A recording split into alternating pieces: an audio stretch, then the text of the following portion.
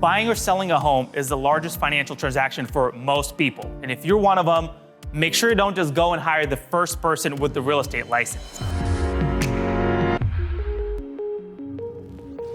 Recently, I keep reading that there are more licensed real estate professionals than there are homes for sale.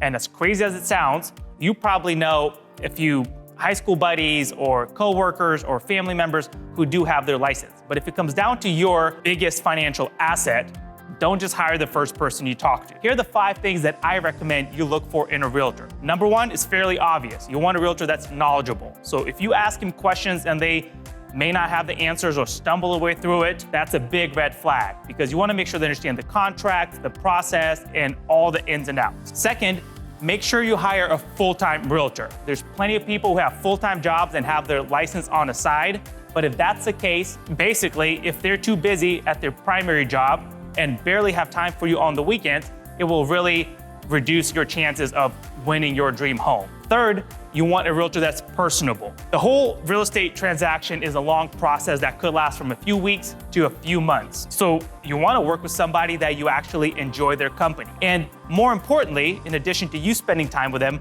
they will be working on your behalf with other agents, lenders, appraisers, potential buyers.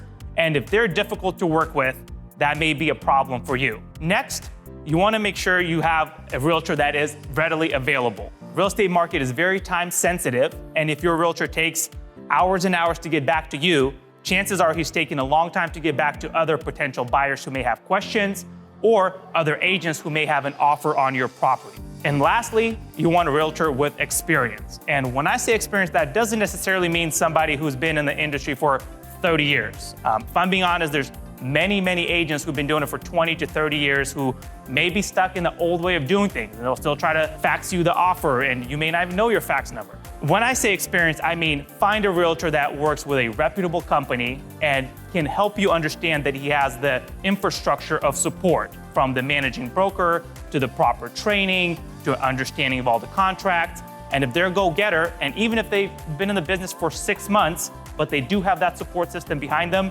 you will be much better off. So all in all, these are my 5 reasons. There's tons more, but the moral of the story is buying or selling a home is an important financial decision. So don't just hire your high school buddy because you know he has a license. Do your due diligence, do your research, interview multiple brokers, and find the right person for you.